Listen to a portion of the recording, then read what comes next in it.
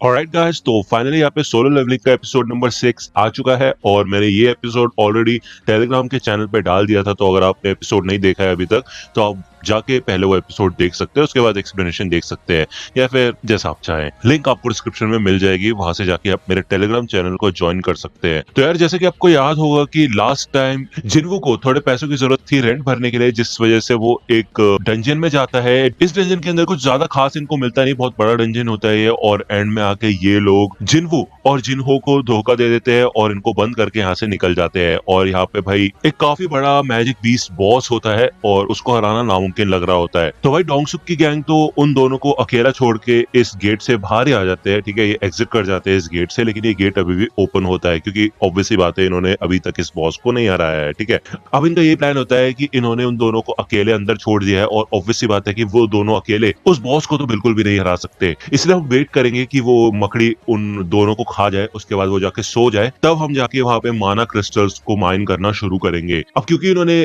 वो गुफा का दरवाजा बंद कर दिया होता है, तो डोंगसुक ने देखा था एक और रास्ता होता है, एक टनल टाइप होता है ऊपर से, वो लोग वापस वहां से जाएंगे। ठीक है ना। इनकी एक और पॉसिबिलिटी होती है कि अगर बाय चांस वो मकड़ी उन दोनों को खाने के बाद नहीं सोती, जिंदा रहती है, तो सिंपल सी चीज है कि जो जिन्होंने इक्विपमेंट्स पहने हुए थे वो काफी ज्यादा महंगे थे, वो तलवार वगैरह सब कुछ, उसकी कीमत बहुत ज्यादा है, तो ये लोग बस उसको लेके वहां से निकल लेंगे। ठीक है ना। डोंगसुक को लगता है कि वो बहुत बड़े घराने से है, तो वो उसका बैकग्राउंड चेक करने लग जाता है यहाँ पे बैठ के। ठीक है, और दूसरी ओर हमें जिनवू और जिनहो का सीन दिखाया जाता है। अब यार, जैसे कि आपको याद होगा, जिनवू आगे बढ़ता है उस स्पाइडर से लड़ने के लिए, लेकिन जिनहो उसे रोकता है और वो कहता है देखो यार, ये एक सी रैंक का डंजन है और इससे लड़ने के लिए एटलीस्ट एक बी रैंक का हंटर होना चाहिए। अगर तुम सी रैंक के बॉस को अकेले हराना चाहते हो तो, या फिर एटलीस्ट यार सी रैंक का टॉप टायर के हंटर तो होना ही चाहिए। जिनवू, तुम ऐसा नहीं कर सकते, तुम तो ई रैंक के हो, हम यहाँ से बाहर निकलने का कोई रास्ता ढूंढते हैं। ठीक है ना। तो जिनवू मन में सोचता है कि यार जिन्हो की बात तो ठीक ही है, ऑब्वियसली बात है, क्योंकि वो पहले जिस स्नेक वाले बीस्ट से लड़ा था वो भी इतना ज्यादा ताकतवर नहीं था, और ये जो स्पाइडर वाला बीस्ट है ये अलग ही लेवल पे है। जो वेनम फैंग कसाका था वो बेसिकली एक डी रैंक का डीमन था, और वो जो गोलम बॉस था वो डी रैंक या फिर शायद उससे छोटा। भले ही जिन्वो लेवल अप हो चुका है, लेकिन अभी भी वो काफी ज्यादा कमजोर है। लेकिन इसके बाद भी यहाँ पे जिन्वो हार नहीं मानता, वो कंटिन्यूसली इस स्पाइडर के ऊपर हमला करना शुरू करता है। ठीक है, दूसरी ओर हमें जिनचुल का सीन दिखाया जाता है, जो कि यहाँ पे एक और हंटर के साथ होता है, शायद एक्स हंटर है ये बंदा, और ये काफी ज्यादा खतरनाक और ताकतवर भी लग रहा होता है क्योंकि इसके चेहरे पे काफी सारे स्कार्स होते हैं। जिनचुल इस हंटर से यही बोलता है कि क्या आप मेरे साथ एक मैच कर सकते हो, एक ट्रेनिंग मैच, क्योंकि उससे मेरी प्रैक्टिस हो जाएगी। तो वो आदमी ये कहता है कि हाँ जरूर। जिनवू इस स्पाइडर से जब लड़ने की कोशिश कर रहा होता है तो उसे समझ आ जाता है कि उसके अटैक से इस स्पाइडर को कोई भी फर्क नहीं पड़ रहा है, क्योंकि उसका जो आर्मर है काफी ज्यादा हार्ड है। लेकिन वो हार नहीं मान सकता, वो कंटिन्यूसली यहाँ पे उसके ऊपर अटैक करने लग जाता है। उसकी मूवमेंट को देख के जिन्हो काफी ज्यादा डर जाता है। वो सोचता है कि भाई यार, ये अलग ही लेवल का बंदा है, ये ई रैंक का हंटर तो नहीं लग रहा मेरे को कहीं से भी, क्या ये फेक रैंकर तो नहीं है। मैंने ऐसा सुना है कि कुछ ऐसे लोग होते हैं जो कि अपनी मैजिकल एनर्जी को कंट्रोल कर सकते हैं और खुद को लोअर रैंकिंग में रखवा देते हैं, क्योंकि ऐसे लोगों को मार काट करने में बहुत ज्यादा मजा आता है। तो यार यहाँ पे तो जिन्हो कुछ अलग ही सोच रहा होता है जिन्हो के बारे में। यहाँ पे जिन्हो के स्टैट्स में दिखाई देता है कि उसका फटीग बढ़ते जा रहा है, वो काफी ज्यादा थक रहा है, और अगर ये चीज बढ़ती गई तो वो इस स्पाइडर बीस्ट को हरा नहीं पाएगा। उसको जल्द से जल्द इस स्पाइडर बीस्ट के वीक स्पॉट को ढूंढना पड़ेगा। और ऑब्वियसली बात है, इस डैगर के अंदर भाई पैरालिसिस वाला वेनम है, आपको याद ही होगा, मैंने बताया था लास्ट एपिसोड में। तो जिनको इधर फिगर आउट कर लेता है स्पाइडर का वीक स्पॉट, और जैसे वो उसकी तरफ बढ़ता है, यहाँ पे भाई ये स्पाइडर एक जहरीला वेनम डालता है यहाँ पे। ठीक है, ऐसे टाइप होता है जिससे कि पूरी जमीन भी पिघल जाती है।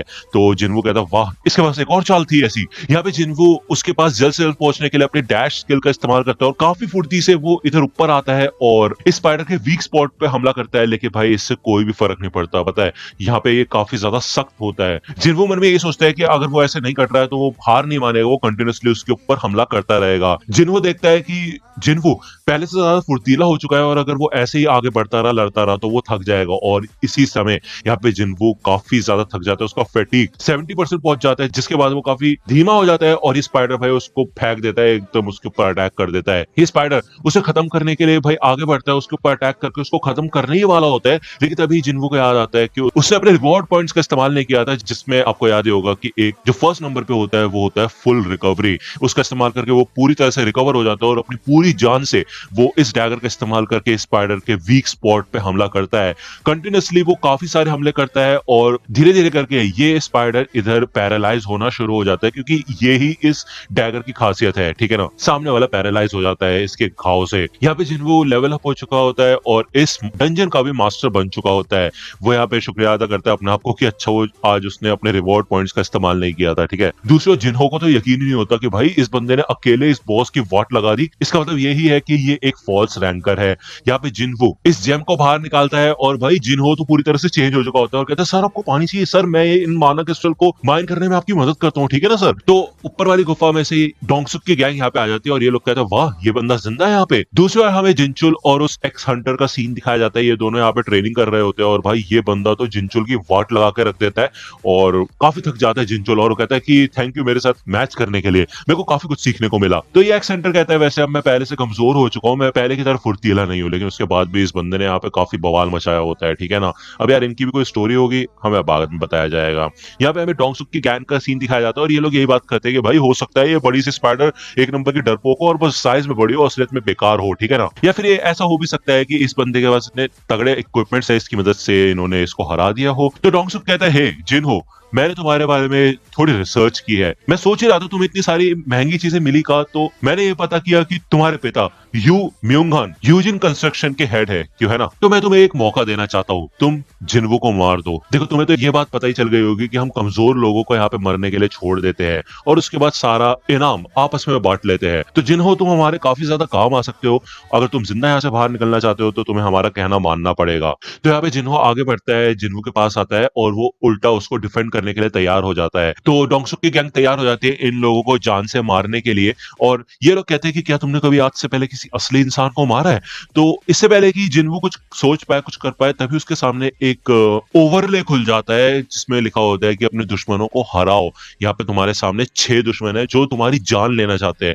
और भाई इससे पहले कि मैं ये पढ़ पाऊँ ये गायब भी हो जाता है। मतलब ये चीज मेरे को बिल्कुल भी पसंद नहीं आती सोलो लेवलिंग की, कि इतने बड़े बड़े ये प्रॉम्प्ट्स दे देते हैं उसके बाद हमें पढ़ने का मौका भी नहीं देते, पॉज करके पढ़ना पड़ता है, इतने में गायब भी हो जाता है, ठीक है ना। इससे पहले कि जिन्वो कुछ सोच पाए यहाँ पे एक बंदा आके जिन्वो को बहुत खतरनाक तरीके से घायल कर देता है और पीछे उड़ा देता है, इधर उसकी वाट लग जाती है। दूसरी ओर हमें इन हंटर लड़कियों का सीन दिखाया जाता है जो कि व्हाइट टाइगर गिल्ड और साथ ही साथ बड़े बड़े हंटर गिल्ड में होती है, ठीक है। इनमें से एक बंदी होती है जीना जो कि भाई चा के साथ ट्रेनिंग करने गई थी और आप तो जानती है भाई मिस चा काफी कमाल की ए रैंक की हंटर है और जीना ये बताती है कि हम तो उनके साथ गए थे लेकिन हमें कुछ सीखने को नहीं मिला क्योंकि वो लड़ाई तो एकदम ही खत्म हो गई थी, उन्होंने पलक झपकते ही सारे के सारे बीस्ट को खत्म कर दिया। लेकिन ये इस बात पे खुश होते हैं कि ये काफी बड़े बड़े हंटर गिल्ड्स में शामिल हो चुके हैं और इससे इनको और भी बड़ी अपॉर्चुनिटीज मिल सकती है। यहाँ पे जिन्वो के सर पे भी चोट लगी होती है और उसके सामने जो प्रॉम्प्ट होता है उसको देख के उसे यकीन नहीं होता कि ये क्या हो रहा है। मतलब ऑब्वियस सी बात है ये सिस्टम जो है उसे लग रहा था कि ये सिस्टम उसकी मदद कर रहा है, लेकिन अब उसको ये सब देख के ऐसा लग रहा है कि सिस्टम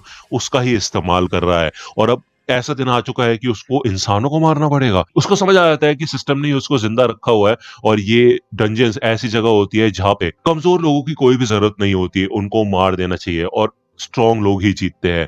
तो इसलिए यहाँ पे जिन्वो उठ के खड़ा हो जाता है और उसको समझ आ जाता है कि भाई उसके पास और कोई चारा नहीं है बजाय इन एनिमीज को हराने के, नहीं तो वो खुद मर जाएगा, ठीक है। यहाँ पे जिन्वो आगे बढ़ता है और उसका ऑरा बहुत बुरी तरह से चेंज होने लग जाता है। वो ये कहता है तो तुम हंटर्स अपनी जान से खेलने के लिए तैयार हो, क्यों है ना, अपने लिए प्रार्थना तो कर ली है ना तुमने। तो यहाँ पे एक हंटर आता है और वो कहता है ओए तुम क्या बकवास कर रहे हो, तुम्हें पता है ना तुम इस पूरी दुनिया के सबसे कमजोर हंटर हो, क्या कर लोगे तुम। यहाँ पे भाई जिन्वो पलक झपकती है अपने डैगर से उसकी गर्दन काट देता है पूरी, उसका सर कट के अलग हो चुका होता है। इसे देख के डोंगसुक चौंक जाता है, भाई वो सोचते चल क्या रहा है, हो क्या रहा है, एकदम पता ही नहीं चला ये हुआ क्या। जिन्हों समझ जाता है कि भाई सिर्फ जो ताकतवर लोग होते हैं उन्हें जिंदा बचने का हक होता है, कमजोर लोगों को जिंदा रहने का कोई हक नहीं है।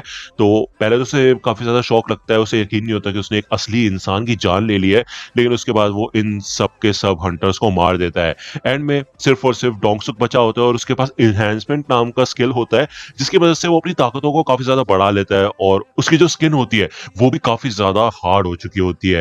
यहाँ पे जब वो जिन्वो से लड़ने के लिए आगे बढ़ता है तो जिन्वो भाई एक ही हाथ में उसको नीचे पटक के रख देता है। जिन्वो ये कहता है मुझे पता है कि तुम काफी ज्यादा ताकतवर हो डोंगसुक, लेकिन बात यह है कि मैं लगातार लेवल अप हो सकता हूँ। डोंगसुक यकीन ही नहीं कर पाता कि यार ये बंदा ई रैंक का है तो ये इतना खतरनाक कैसे हो सकता है। यहाँ पे डोंगसुक अपनी जान की भीख मांगने लग जाता है, वो कहता है कि मैं तुम्हें पैसा दूंगा एंड ऑल, लेकिन जिन्वो कहता है 3 बार तुमने मेरी जान लेने की कोशिश की और अब तुम कहते हो कि मैं तुम्हें माफ कर दूं, तुम्हारी जान छोड़ दूं मैं। तो भाई डोंगसुक को यहाँ पे काफी ज्यादा गुस्सा आता है और वो कहता है तुम जानते हो मेरा भाई कौन है, लेकिन इतने में जिनवू डोंगसुक का गला भी काट के रख देता है और उसका सर धड़ से अलग कर देता है। डोंगसुक के मरते साथ ही यहाँ पे भाई ये डंजन बंद होने लग जाता है, टूटने लग जाता है और ये लोग इस डंजन से बाहर आ जाते हैं। यहाँ पे एक असिस्टेंट होती है और उसको रिपोर्ट मिल जाती है कि इस सी रैंक के डंजन में सबके सब लोग मारे गए और सिर्फ ये 2 बंदे ही जिंदा बचे हुए हैं। ठीक है, तो ये बंदी देख के समझ जाती है कि जिनहू के पास इतने कमाल के इक्विपमेंट्स है, इसका मतलब ये है कि जिनहू ने अकेले ही उस बॉस को हरा दिया होगा और ये ई रैंक का हंटर जाके छुप गया होगा, यानी कि जिनहू जाके छुप गया होगा। ठीक है ना, यहाँ पे बारिश होना शुरू हो जाती है और इस बारिश को देख के जिनहू शुक्र मनाता है कि उसने जिन्हा को अम्ब्रेला ले जाने के लिए बोल दिया था। ठीक है, दूसरी ओर हमें यहाँ पे एक काफी खतरनाक और तगड़े बंदे का सीन दिखाया जाता है और मेरे को ऐसी गट फीलिंग आ रही है कि डोंगसुक का भाई है ये। ठीक है ना, तो यार एनीवे अब नेक्स्ट एपिसोड आएगा अगली सैटरडे की रात को, मतलब संडे तक आपको मिल जाएगा। वैसे मैं जब भी एपिसोड आता है उसके 1 घंटे के अंदर अंदर ही अपने टेलीग्राम चैनल पे डाल देता हूँ। एक्सप्लेनेशन में टाइम लगता है लेकिन एपिसोड तो मैं उसी टाइम अपडेट कर देता हूँ। तो आप जाके मेरे टेलीग्राम चैनल को ज्वाइन कर सकते हो, उसके लिंक आपको डिस्क्रिप्शन में मिल जाएगी या फिर मैं कमेंट सेक्शन में पिन कर दूंगा, जैसा भी सही रहेगा। ठीक है, जाके आप वहां से ज्वाइन कर सकते हो और एपिसोड का असली मजा ले सकते हो, सारे फाइट सीन्स को देख सकते हो। ठीक है, इसके अलावा आपको अगर ये वीडियो पसंद आए तो लाइक करना, सब्सक्राइब कर लो अगर चैनल पे नए हो तो। मिलता हूं आपसे अगली वीडियो में, तब तक के लिए गुड बाय।